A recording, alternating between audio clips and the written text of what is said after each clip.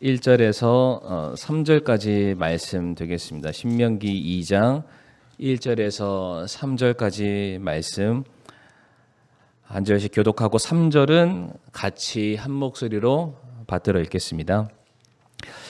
그때에 우리가 돌이켜서 주께서 내게 명령하신 대로 이동하여 홍해길로 광야로 들어가 여러 날 동안 세일산을 돌았더니,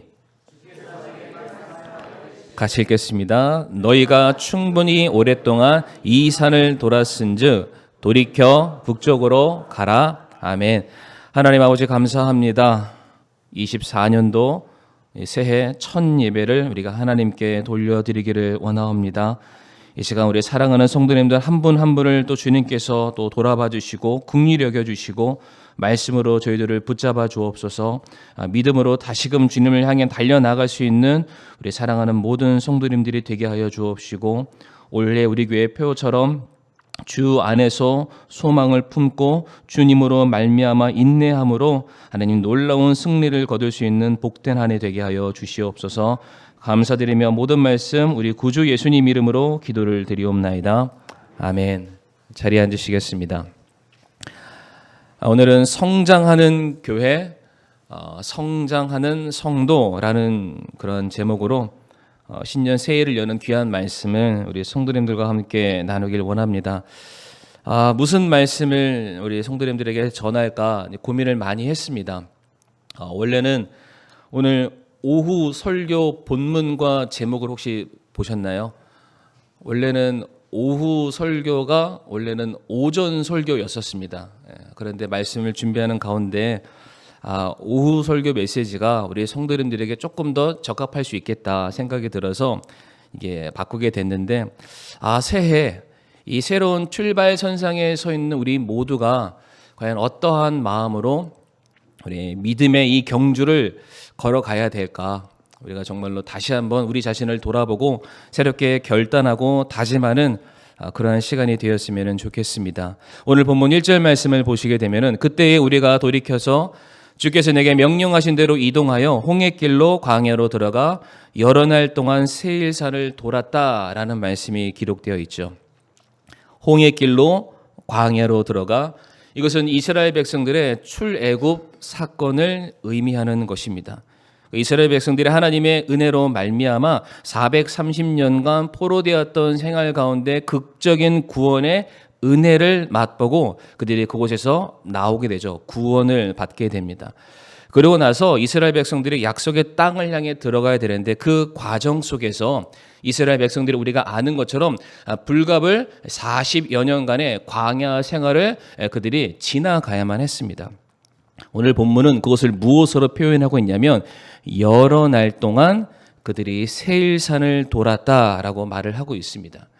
여기서 세일산을 말한다는 것은 실제 어떠한 산 밑을 이스라엘 백성들이 돌았다라고 말하는 것이 아니라, 세일산이 위치한 장소가 중요한데, 세일산은 에돔이라는 곳에 위치합니다. 우리 지도 하나 보여주시게 되면은, 이제 왼쪽에는 이제 이스라엘과 그리고 이제 사우디 이집트, 아프리카 대륙을 한꺼번에 포함하고 있는 지도가 되겠는데요.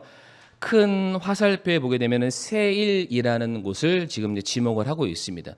지금 이스라엘 백성들이 바로 이 곳에서 두루두루 돌았다라고 되어 있는데요.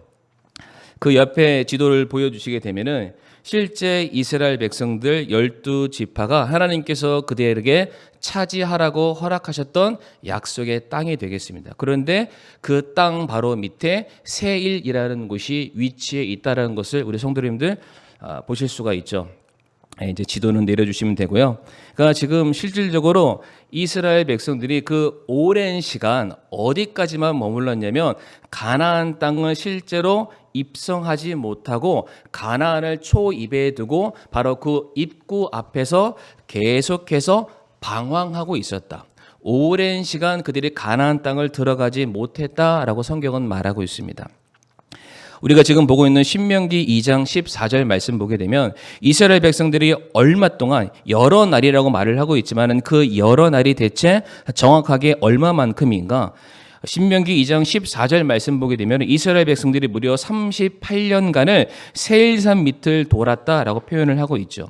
우리가 가데스 바네아에서 떠나 세레 시내를 건널 때까지 기간이 38년이었느니라. 마침내 이때에 군사들의 모든 세대가 주께서 그들에게 맹세하신 대로 그 군대 가운데서 소멸되었다라고 말합니다.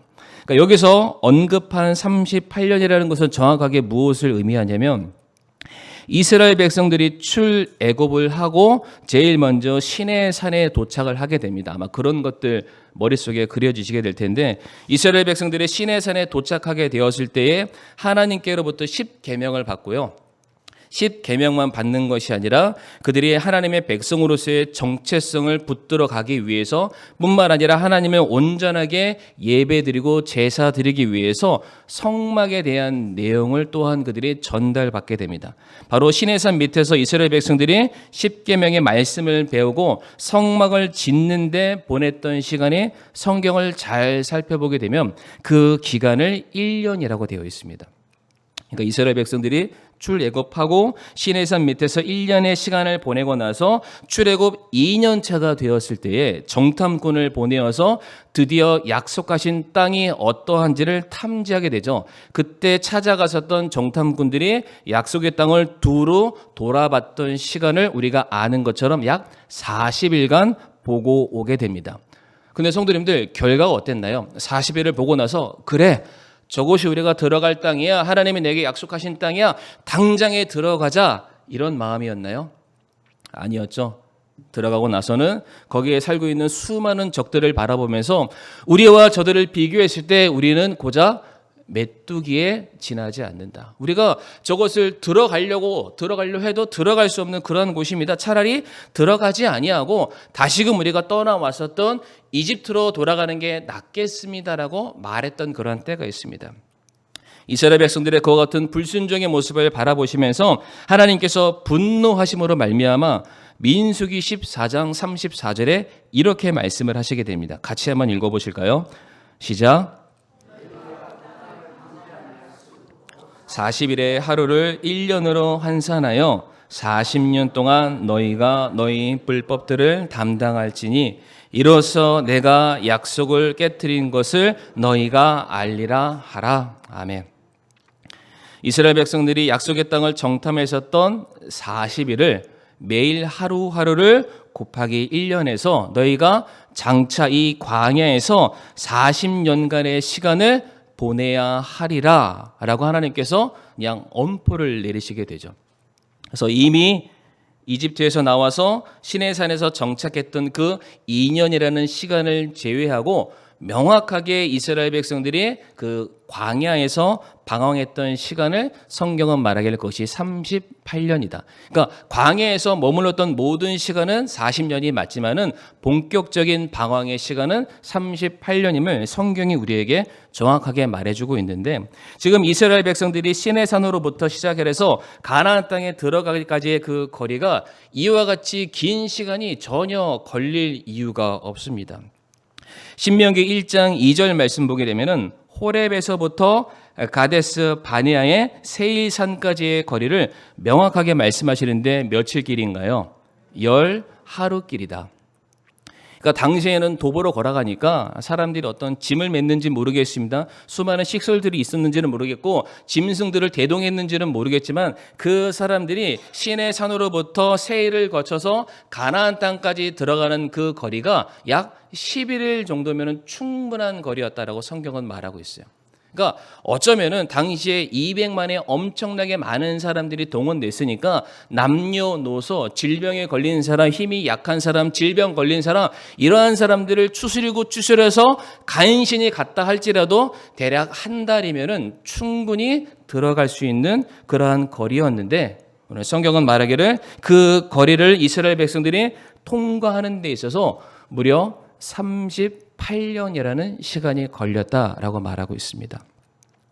나중에 우리가 기회가 된다면 이스라엘 백성들이 출애굽하고서 가나안 땅에 들어가기까지 그 이동 경로를 우리가 그려보는 것을 한번 공부해 볼 수 있는 기회가 아마 있을 텐데요. 이스라엘 백성들이 쭉 가다가 이 가나안 땅 바로 초입, 바로 밑에가 커다란 광야 지대를 가데스 바네아라고 하는데, 그 가데스 바네아라는 곳에는 신광야와 바란 광야라는 두 가지 광야가 함께 위치하고 있습니다.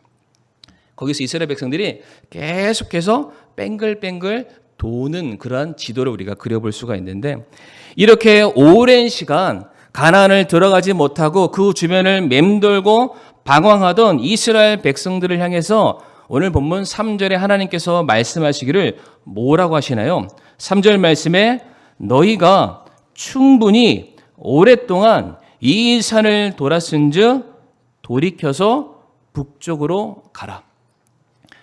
지금 이스라엘 백성들의 고개와 방향과 목적지는 그 북쪽에 향해 있는 가나안 땅이어야 함이 맞습니다.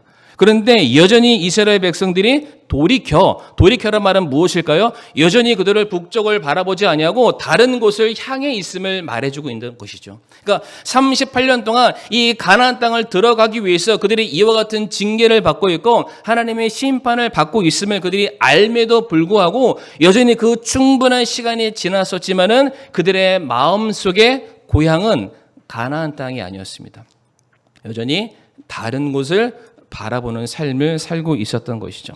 그래서 하나님께서 이스라엘 백성들에게 말씀하시는 거예요. 충분히 오랫동안 너희가 이 주변을 맴돌았다. 이제는 돌이켜서 가나안 땅, 약속의 땅으로 들어가 그것을 차지하라 라고 말씀을 하시는 거예요.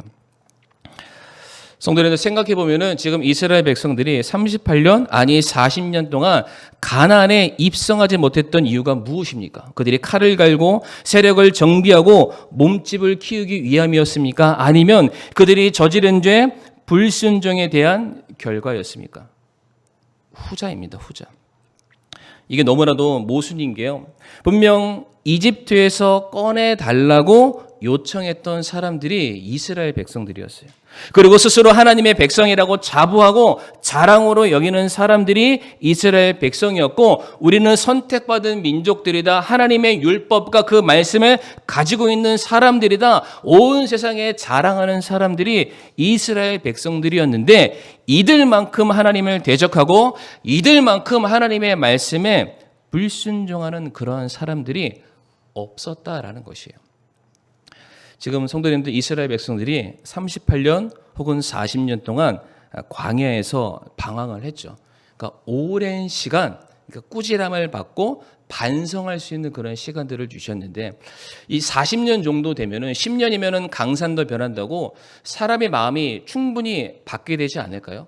40년 동안 곱씹고 나 자신을 돌아보는 거예요. 내가 왜 그때 그런 선택을 잘못 내려서 왜 내가 하나님의 마음을 아프게 드렸을까? 아니, 가라고 하는 그곳에 그냥 예 하고 들어가면 그 땅이 내 땅이 될 수 있었을 텐데 내가 왜 그때 무슨 잘못된 생각이 들어서 아니요, 안 들어갈게요, 왜 그런 말을 해서 왜 이 쓸데없는 40년의 시간을 내가 보내야만 했을까?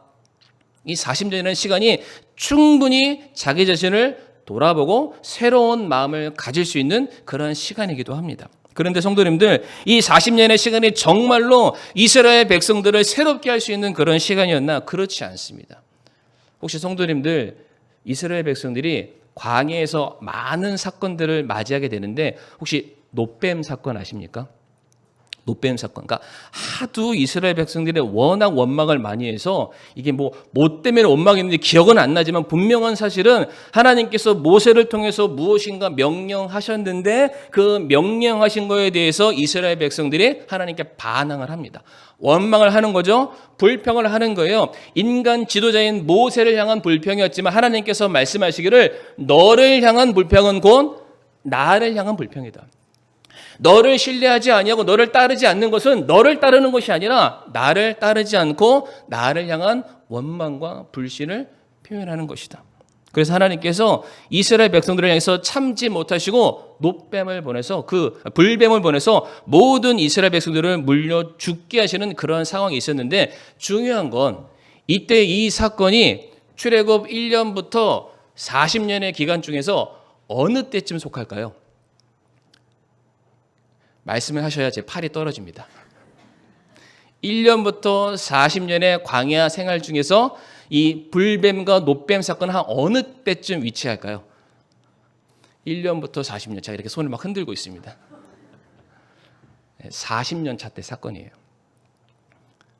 그러니까 끝까지 이스라엘 백성들이 출애굽하고서 제일 처음에 마라의 쓴물의 그 장소에 가면서 우리가 광야에서 먹을 물이 없는데 대체 이러한 상황으로 우리가 이것을 견뎌낼 수 있을까?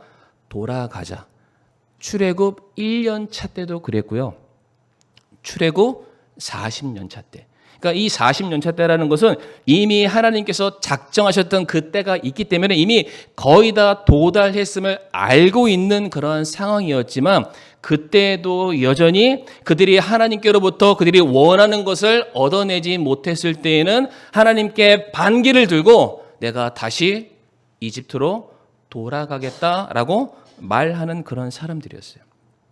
그러니까 이 40년이라는 시간은요, 그들에게 있어서 너무나도 헛되이 보내는 시간이었어요.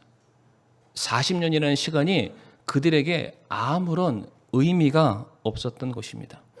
성도님들, 출애굽한 것을 구원받았다라고 가정을 하고요. 광야 40년을 우리들의 신앙생활로 이해한다면 이스라엘 백성들의 경우에는 구원받고 40년 동안 그들이 얻은 것은 아무것도 없습니다. 믿음이 자라지도 않았고요. 믿음의 분량이 커지지도 않았습니다. 열심을 위해 믿음의 경주를 달려가지도 않고 그냥 그저 제자리 걸음만 그들이 하고 있었죠. 성경에서 40년은 대략 한 세대를 의미할 수 있습니다. 가문이 하나 일어서는데 이 신앙의 영적인 명문 가정이 일어서서 그 믿음을 전수하고 그 전수된 믿음이 수많은 씨앗을 뿌려서 더 엄청난 민족과 나라를 이루어야 될 그런 상황 가운데에 여전히 이스라엘 백성들의 40년의 시간을 돌이켜 봤더니 그들에게 있어서 얻은 것은 아무것도 없었다라고 말씀을 하십니다. 이처럼 대부분의 우리 그리스도인 구원받은 성도들의 삶을 돌이켜보면 우리 성도님들 어떻습니까? 우리가 오랜 시간 주님을 믿어왔다라고 자부하지만 작년과 올해 별반 다를 것이 없는 똑같은 모습으로 저희들이 살아가고 있습니다. 물론 새해가 되면은 그래도 작년보다는 좀 더 나은 삶을 위해서 믿음의 성장을 위해서 우리가 결단하고 다짐하고 기도는 합니다. 그러나 중요한 것은 그러한 결단의 행위 자체가 그러한 생각을 가졌다는 것 자체가 다이어리에 이렇게 해야지라고 내가 끄적거리는 그것 자체가 실제 내 믿음 성장을 도와주는 것은 절대로 아닙니다. 내가 아무리 그렇게 써놔도 내가 돌이켜 북쪽을 향해 가지 않고 여전히 내가 걸어왔던 옛날의 그 길을 내가 돌아보고 있다면 성도님들 여전히 우리가 그 오랜 시간 우리는 계속해서 방황하고 있는 이스라엘 백성들의 모습과 별반 다를 것이 없다라는 것이죠. 같은 장소를 계속 도는 것은 성도님들 결코 성장이 아닙니다. 그 자리에서 38년 40년간을 열심히 그 트랙을 달렸다 할지라도 그 자리를 벗어나지 않는 이상 우리들의 삶은 결단코 성장한 것이 아닙니다. 우리가 북쪽을 향해 나아가지 않는다면 머릿속에 멈춰져 있는 헌신과 섬김은 성도님들 아무런 의미가 없습니다. 우리가 실질적으로 한 걸음을 떼야만 합니다. 왜 이스라엘 백성들이 그 40년간 그 자리를 벗어나지 못했을까? 어쩌면은 그들이 살고 있는 그 자리가 그들에게 이제는 너무나도 익숙해져 버린 자리가 된 것은 아닌가 생각을 해보게 됩니다. 분명히 그 자리는요, 성도님들 축복의 자리도 아닙니다. 하나님께서 그들에게 명하신 약속의 땅도 아니죠. 그러나 그 자리에 있는 한 매일같이 하나님께서 구름 기둥과 불 기둥으로 그들을 보호하실 것이고 매일같이 일용할 양식을 주시니까 그저 하루 살아가는데 아무런 문제가 없다고 느끼니까 그냥 그 자리를 이 자리가 마치 천국처럼 여기는 잘못된 신앙을 그들이 가지고 있었다라는 사실입니다. 성도님들, 우리도 마찬가지죠. 우리도 계속해서 늘상 다람쥐 쳇바퀴처럼 돌아왔던 이 신앙의 자리에서 우리가 이제 한 걸음 우리가 벗어날 때를 맞이하게 되었습니다. 성도님들, 지금 하지 않으면 나중에는 없습니다. 우리 보통 그런 말을 하죠. 내가 지금 뭐 하는 일이 있다. 내가 계획 세워놓은 일이 있다. 요거 잘 되면, 잘 돼서 벌이가 괜찮으면은 내 삶이 안정적으로 올라가면은 그때는 할 수 있을 것 같다. 근데 성도님들 아마 아실 거예요. 그렇게 성공하잖아요. 더 바쁘세요. 더 교회 못 나오세요. 더 시간을 주님께 드리는 것이 더 힘든 나날들을 맞이할 수밖에 없다라는 것이죠. 그러니까 지금 하지 않으면, 지금 이 자리를 벗어나지 않으면요, 여전히 우리는 헤어나올 수 없는 그 쳇바퀴와 같은 여전히 그 삶을 똑같이 살아갈 거예요. 우리는 분명히 열심히 돌았죠. 우리는 정말로 수고했다라고 생각할지 모르겠습니다. 나는 최선을 다해왔다고 생각할지 모르겠어요. 그러나 분명한 사실은 내가 그 자리를 벗어나지 않는 한 우리는 더 이상 성장하지 못한다라는 것입니다. 오늘 본문에서 이스라엘 백성들에게 명확하게 말을 하고 있습니다. 40년을 방황했다라고 말하지 않고요. 너희가 38년을 방황했다라고 말씀을 하시죠. 성도님도 혹시 저 얼굴 한번 보시고요. 이 38년 동안 방황했다. 혹시 생각나는 사건 하나 없으십니까? 이스라엘 백성들이 지금 광야에서 38년간을 방황을 했대요. 그런데 우리가 생각해 보면 성경 안에서 또 동일하게 38년간을 방황했던 한 사람이 있습니다. 기억나시나요? 베데스다 연못에 앉아 있었던 그 병자, 그 환자를 우리 성도님들 기억하지 않습니까? 요한복음 5장 5절 말씀 보게 되면 한 병자이죠. 38년 동안 자신의 병약함으로 말미암아 고침받지 못하고 절망과 낙심 가운데 살아가는 한 사람이 소개되고 있습니다. 예수님께서 그 사람을 바라보시면서 6절 말씀에 이렇게 말씀하시죠. 네가 온전하게 되고자 하느냐? 낫기를 원하느냐? 그 자리를 박차고 일어나길 원하냐? 질병으로 인해 고통받는 그 수많은 세월들이 아니라 이제는 온전함을 입고 주를 위해서 너희들의 삶이 귀하게 쓰임받는 그 삶으로 나아가고 싶지 않냐? 주님께서 그렇게 지금 물어보신 거예요. 그런데 이 사람이 이스라엘 백성들과 똑같이 말을 합니다. 7절 말씀에 뭐라고 되어 있나요? 물을 휘저을 때 나를 연못에 넣어주는 사람이 없어 내가 가는 동안 다른 사람이 나보다 먼저 내려갑니다. 주님, 저에게 왜 낫고 싶지 않은 그런 마음이 없을까요?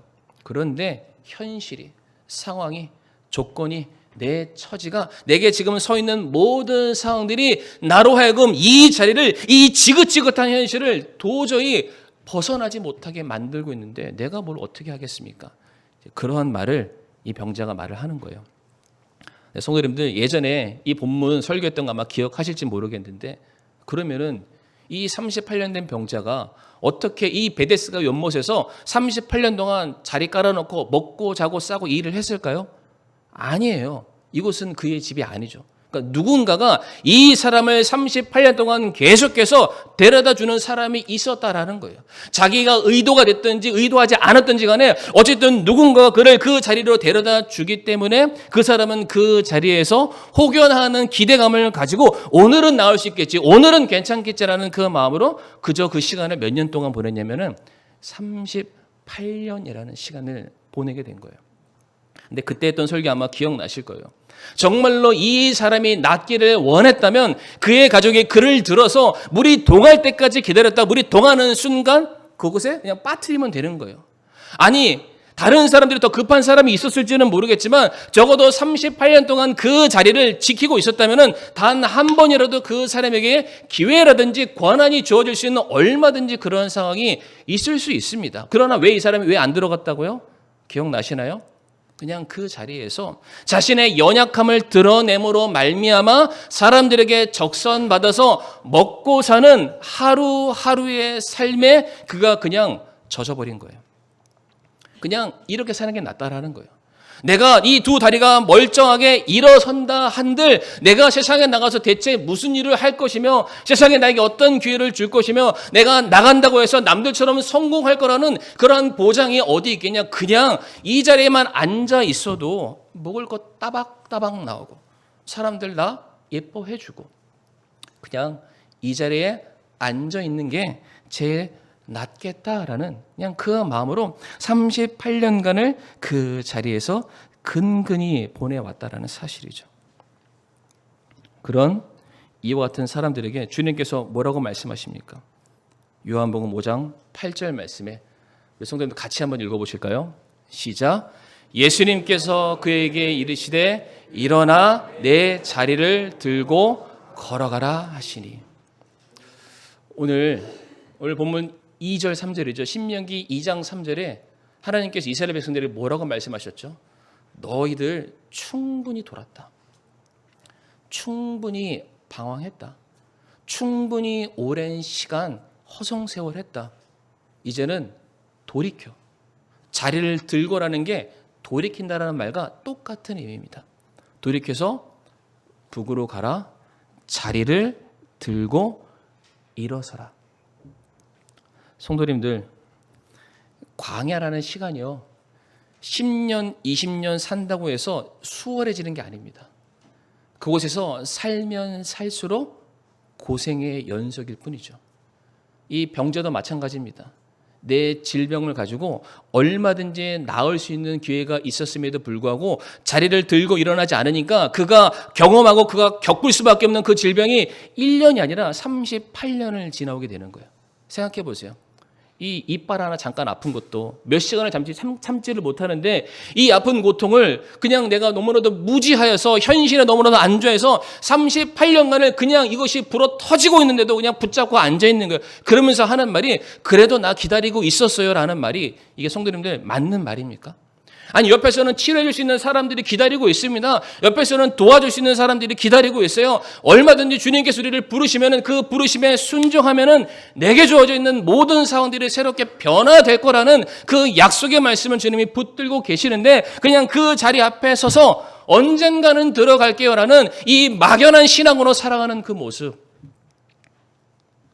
이러한 모습으로는 우리가 그 자리에 38년, 40년 있었다고 해서 누구도 우리 보고 잘했다라고 말하는 사람 없습니다. 우리 믿음 대단하다라고 말하는 사람 없어요. 오히려 어리석다라고 말합니다. 그냥 들어가면 될 것을, 자리를 털고 일어나면 될 것을 왜 그렇게밖에 못했냐. 분명히 우리에게 그런 말씀을 주님께서 하실 수밖에 없다는 것이죠. 성도님들, 야고보서 2장 17절 말씀 잘 아시죠? 화면에는 없습니다만 믿음이 있다라고 고백하는 게 중요하지 않다라는 거예요. 그 믿음이 반드시 우리들의 삶의 행함으로 나타나야만 합니다. 내가 주님을 따르기를 원합니다 라고 고백을 했으면은 그 따른다는 게 내 입의 고백으로 끝나는 것이 아니라 실제 우리가 자리를 딱 하고 일어서서 주님이 주신 십자가를 짊어지든 우리 자리를 털고 일어나든 주님께서 가시는 그 길을 따라가야만 우리들의 삶에 무엇이냐면은 소망이 생기는 것입니다. 이전보다는 반드시 새로워질 거야. 물론 그 과정 속에서 내가 그동안 너무나도 익숙해져 왔었던 이 자리를 털고 일어나는 행위 자체가 너무나도 부담스러울 수 있어요.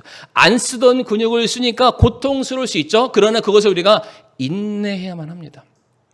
그 소망이 실제 우리들의 삶의 소망이라는 어떤 키워드로 끝나는 것이 아니라 실제 그것이 승리의 열매로 내 손에 주어지는 그 날을 우리가 기대하고자 한다면 성도님들, 인내함으로 우리의 이 현실을 벗어나고 넘어가야만 한다는 것이죠. 사실 이스라엘 백성들이 가나안 땅에 들어가지 못했던 이유는요, 그들이 그 땅에 살고 있는 커다란 민족들 때문에 두려워서 못 들어간다라고 말을 했습니다. 기억나시죠?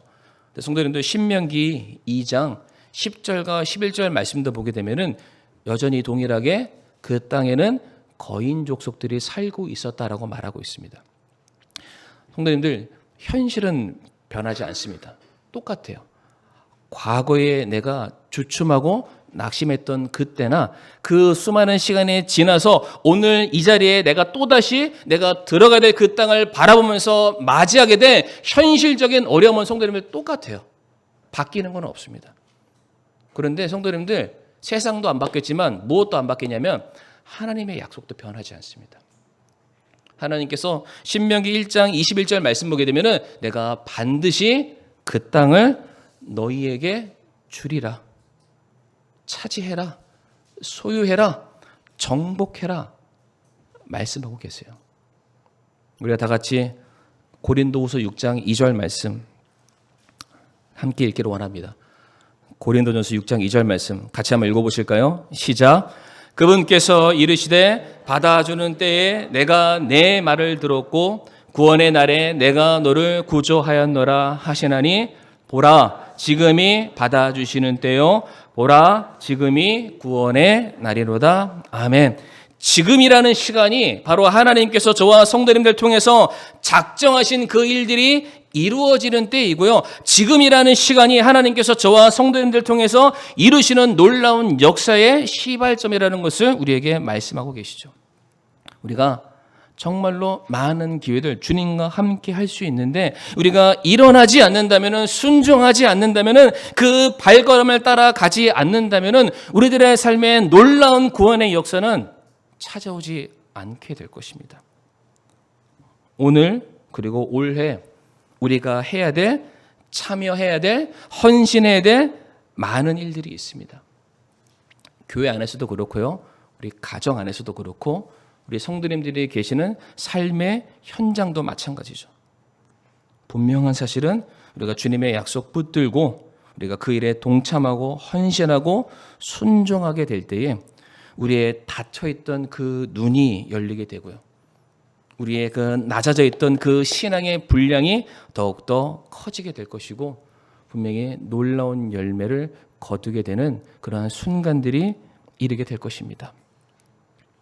사랑하는 성도님들, 누가 오늘 이 주님의 부르심에 순종하여 자리를 털고 약속의 땅으로 들어가시겠습니까? 차지도 뜨겁지도 않은 그 미지근한 이 신앙에서 다시금 벗어나서 다시 뜨겁게 타오르는 신앙의 열정을 회복하기 위해서 내가 주님만을 전심으로 사랑했던 그때로 다시 돌아가서 내가 붙들고 있는 모든 것들, 관심사들, 취미들 다 내려놓고 주님의 부르심에 아멘하고 순종함으로 나아가실 성도님들이 누구 있으십니까? 바라는 것은 더 이상 우리가 이 과거의 많은 그 일들에 우리가 얽매이지 않기를 원합니다. 더 이상 그 어떠한 핑계와 변명을 대지 않기를 원해요. 주님께서 지금 성도님들 한 분을 통해서 하시고자 하는 그 놀라운 사명에 우리가 그저 아멘으로 순종하며 나아가기를 원합니다. 사랑하는 성도님들, 그래서 올 24년도 새해에는 예배에 대해서 새롭게 결단하시길 바랍니다. 예배에 대해서 우리가 모든 주어진 예배 하나하나를 사모하는 마음으로 내가 이전보다 더 간절함으로 더 열린 마음으로 순종하는 마음으로 내가 예배에 참여하길 원한다. 우리 성도님들 기도에 대해서도 새롭게 결단하시기를 바랍니다. 정말로 매일 아침 그 하루의 모든 시간을 전적으로 주님께 맡겨드리세요. 모든 일들에 대해서 정말로 하나님의 도움 없이는 나는 한 발짝도 움직이지 않겠다는 그런 간절한 마음으로 기도의 지경도 새롭게 열어주시길 바랍니다. 그리고 헌신도 마찬가지죠. 이따 오후 때 더 자세히 설명을 드리겠지만 우리가 받은 은혜가 너무나도 많습니다. 그 은혜는 우리 성도님들 한 분 한 분을 통해서 그 은혜가 타고 흘러가기를 원하고 계세요. 우리 성도님들이 그러한 일들에 귀하게 쓰임받기를 원합니다. 그래서 우리 성도님들 이전보다는 새로운 삶으로 나아가게 되었을 때 우리들의 믿음의 지경이 넓어지는 놀라운 주님의 구원을 맛보게 되는 승리의 열매를 거두게 되는 우리 24년도 우리 새해 이 한 해가 되기를 간절히 바라겠습니다. 이 시간 다 같이 머리 숙여 우리가 기도하기를 원합니다. 이미 우리는 충분히 제자리의 걸음을 해왔습니다. 너무나도 오랜 시간 머뭇거렸습니다. 이제는 주님의 부르심에 우리가 순종할 때입니다. 부르심에 결정하고 따라갈 그때입니다. 주님과 함께 이 귀한 사역들에 우리가 동참할 바로 그러한 때입니다. 보라, 지금이 구원의 날이로다. 우리가 과거 우리가 죄 가운데 빠져 있을 때 그때만 구원받는 것이 아니라 우리들이 매일의 삶이 주님의 그 강권하신 그 승리의 손길과 함께하게 되었을 때에 사랑하는 성도님들, 매일의 삶이 구원의 날이 될 수 있습니다. 주님, 제가 다람쥐 쳇바퀴 도는 그런 삶이 아니라 정말 올 한 해 내 믿음의 모든 지경들이 더욱더 확장되는 그런 놀라운 축복을 제가 누리길 원하니 주님, 제가 순종함으로 나아가겠습니다. 제가 주님 붙들고 나아가겠습니다. 그런 신앙의 결단의 기도를 이 시간 함께 해주시길 바랍니다.